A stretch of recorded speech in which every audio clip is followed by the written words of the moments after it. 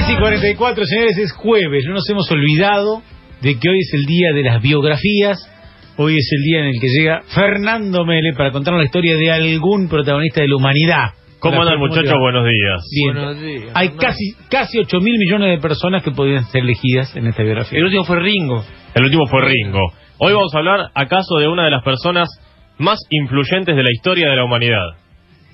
Una persona que ha hecho que el mundo cambie. Dios.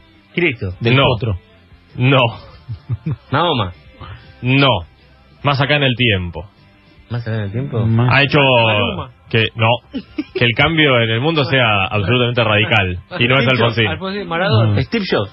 No, Hopkins. no tan acá. Steve Hopkins. No tan acá. Me gusta jugar a esto de adivinar, Einstein. No, El no Che tan Guevara. acá. Leonardo da Vinci. Miguel Ángel. No, un poco más atrás. ¿Quién es?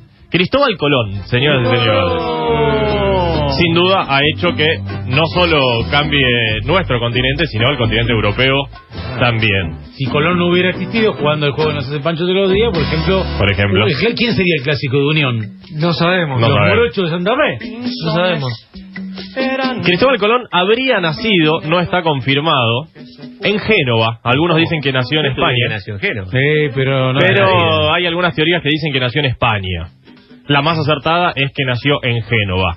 ¿Cuándo nació? Tampoco se sabe.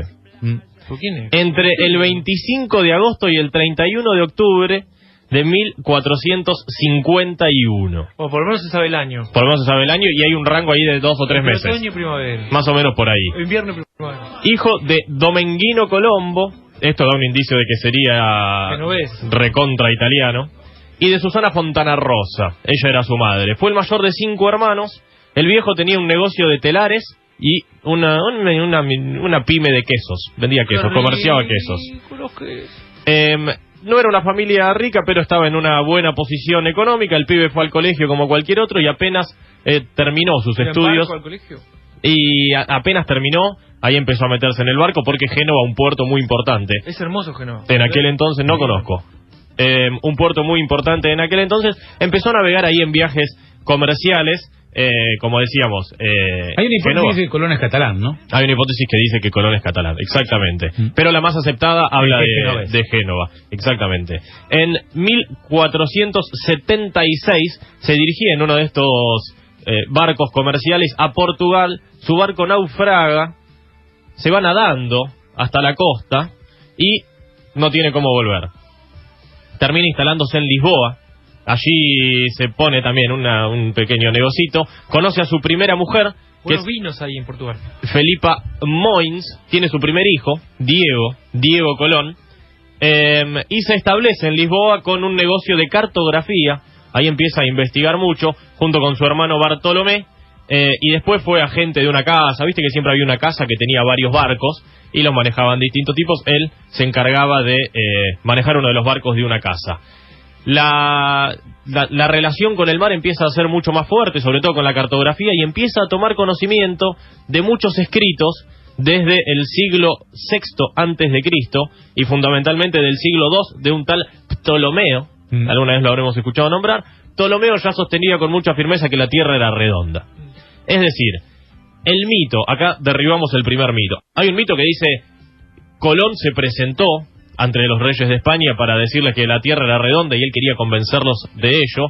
Eso no es cierto, ya se sabía que la Tierra era redonda. Desde hacía mucho tiempo las clases altas, las más educadas, sabían que el mundo era esférico y, por supuesto, existía la teoría de que vamos para el oeste, llegamos al este de Asia. El tema era... Lo que no sabía es que Cor no había para ese lado. Se creía que había mar y, digamos, si salieran de España darían toda la vuelta y llegarían a Japón. Dos cosas ignoró. Primero, que estaba América en el medio. Sí. Segundo... Cosa que ya habían, no sé si noticiándose de que era América o no, a donde habían llegado los vikingos. Exactamente. Estamos más arriba. Sí.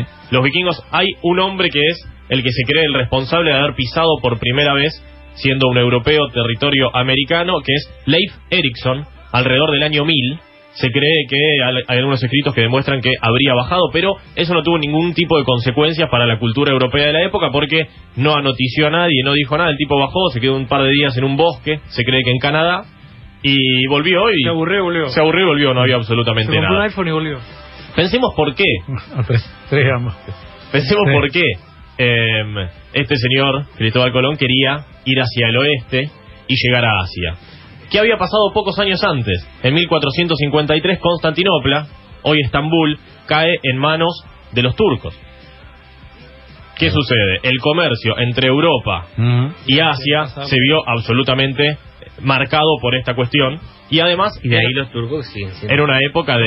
comerciante capaz. Ah, claro. los turcos, todo Capanga. le va bien. Los turcos. Sí. además era una época de una expansión territorial en Europa descomunal, incluyendo todo el norte de África, que también estaba tomado por los turcos, lo que seguía dificultando el comercio con Asia, que era una de las cuestiones primordiales para la economía europea de aquel entonces. Además, se dan desarrollos tecnológicos que empiezan a permitir, no solo en cuanto a los barcos, sino el astrolabio, por ejemplo, empieza a permitir... Era eso, lo estudié en la secundaria. El astrolabio es una suerte de brújula que instrumento de permite navegación. identificar a qué distancia está un astro y a partir de ello poder determinar la ubicación en la que uno está. Una cosa así. Lo recuerdo haberlo estudiado en la secundaria y no me acordaba que era. Si la Tierra era redonda, viajamos de Europa hacia el oeste, llegamos a Asia por el este. Él creía que iban a ser 2.000 kilómetros más o menos. Los cálculos de él decían que iban a ser 2.000 kilómetros Dejá Bariloche. Claro. para llegar a Japón, más o menos. Sí. A esa altura. Bueno. Una cosa así. No se le ocurrió por lo menos lo de la... No dijo lo de la ¿Lo de qué? Era más fácil que lo de Menem. Eso que vas a la estratosfera, te dice ñaña y mamo y te vas para Japón. Exacto. Y en 15 minutos... En 15 minutos puedes estar donde quieras. De esta manera se ahorraría, como decíamos, pasar por el Mediterráneo. Y la otra opción era dar la vuelta por abajo de África. Pero estaban los portugueses. Pero ahí. estaban los portugueses. La Vasco ruta- da Gama hizo aquella vuelta en el año 1498, poco tiempo después de que Colón llegase a América. Claro, después... Fue el club. Claro. Le fue mejor a Vasco da Gama que a Colón con los clubes, ¿no? Para decir verdad. Y claramente. Sí, me parece. Y sobre todo porque se instaló en un lugar un poco más cómodo. Jugó Romario ahí. Jugó Romario. Colón Luigi Fuerte. El Colón Luigi Fuerte, está Di Brié, ¿dónde está? En 1483 le lleva a Juan II, él todavía vivía en Portugal, le lleva a Juan II de Portugal el proyecto para que le financie el viaje a Asia. Juan le dice que no. Juan II le dice que no, él empieza a tener algunos problemas laborales, se muere su esposa, por lo tanto decide volver a España. Le lleva a los reyes de Francia, que era Carlos VIII en aquel entonces. Mismo proyecto, misma idea, financiámelo, no señor. Lo lleva a Inglaterra, Enrique VIII, lo manda a su hermano a Inglaterra para negociar con Enrique VIII. Enrique VIII le dice que no. Empieza a tomar un poco de conocimiento dentro de la corte de España hasta que finalmente Isabel la Católica lo convoca para firmar lo que se llamaron las capitulaciones de Santa Fe, Sí. que era una suerte de contrato que se hacía con todos los navegantes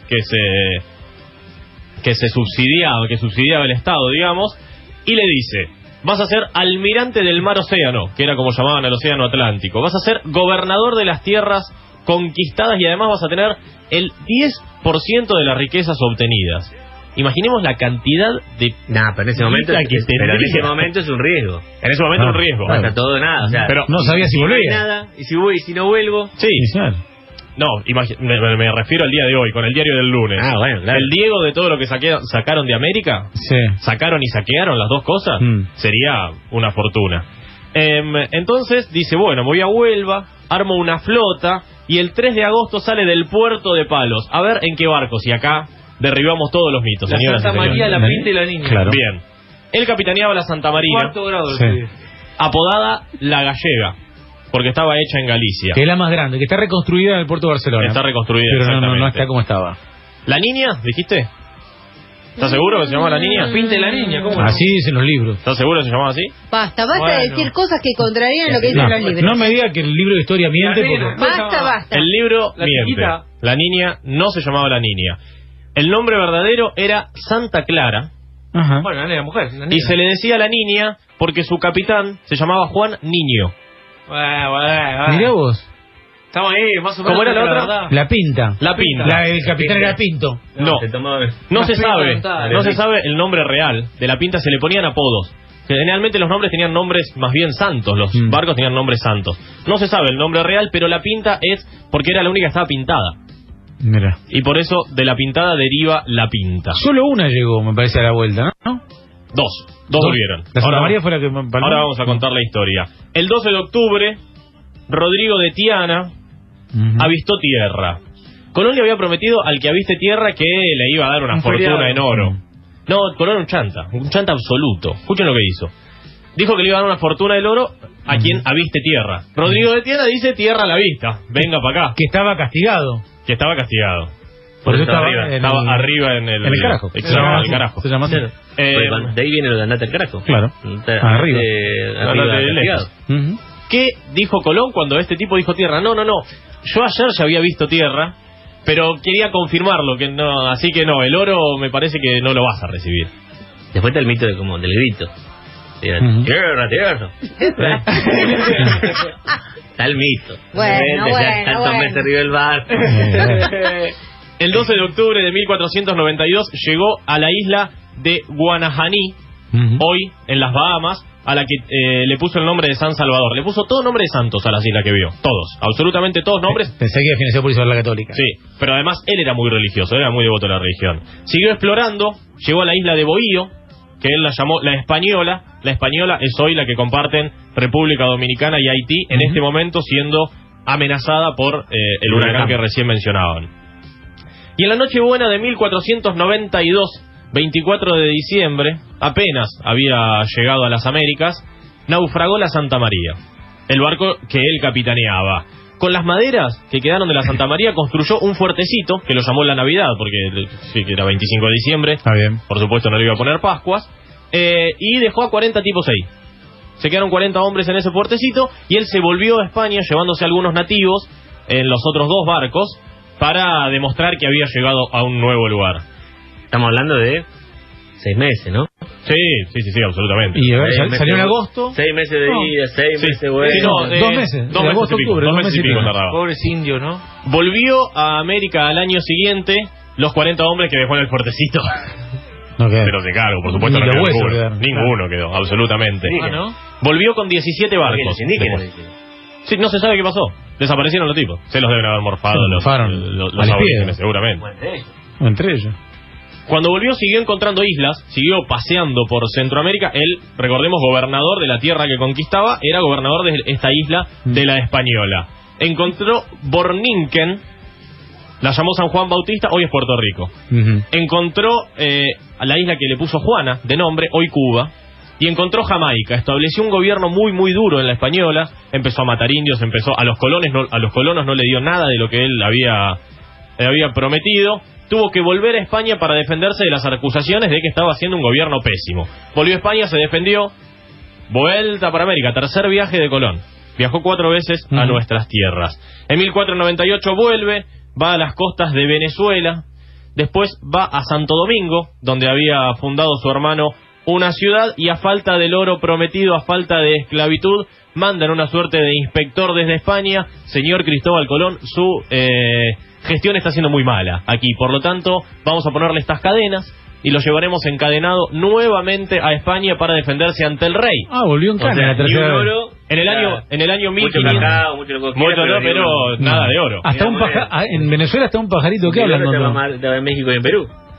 Año ¿Cómo no? 1500, Claro. cadenas, barco, nuevamente a España, a hablar con el rey Fernando, que le saca el título de la Española, Fernando. lo deja libre y le financia el cuarto viaje. Una cosa bastante extraña. En 1502 vuelve a América, buscando Asia todavía. Él estaba en Asia, buscaba Asia continental. Había encontrado muchas islas. Él pensaba que estaba en Asia. Él pensaba se que- murió sin saber que había Él se murió descubierto sin América. saber que había descubierto América. Encuentra Honduras, encuentra Nicaragua, Costa Rica, Panamá y llega a Jamaica, pero naufraga otra vez. Queda varado, la tripulación lo abandona, imaginemos Jamaica. Los indígenas no eran muy benevolentes con él. No. Sin embargo, No estaba el rey todavía. no estaba el rey todavía, Bob Marley todavía no había nacido. Sin embargo, lo meten preso, por supuesto. Él dice que la luna se levantaría inflamada de ira. Y en medio de una noche, el 29 de febrero de 1502, la luna se pone totalmente roja en el medio de la noche. Él ya había sacado las cuentas y sabía que iba a haber un eclipse. Entonces él le dijo que su Dios estaba enojado con ellos, y cuando la luna se puso roja y los indígenas vieron dicho espectáculo, dijeron: este tipo tiene un Dios súper poderoso. se pusieron a las órdenes de él, lo liberaron, Mira con qué poco. lo, Con qué poco. lo enviaron, sí, muy bien, muy astuto, muy astuto. No Podría haber avanzamos, dicho, no. miren, se va a poner la luna delante del sol, pero dijo no. Claro. Mi Dios se enojó con ustedes, lo liberaron, volvió a España en 1504 y murió 2 años después, el 20 de mayo de 1506, en Valladolid, como decíamos, aún creyendo que había conectado por mar Europa y Asia.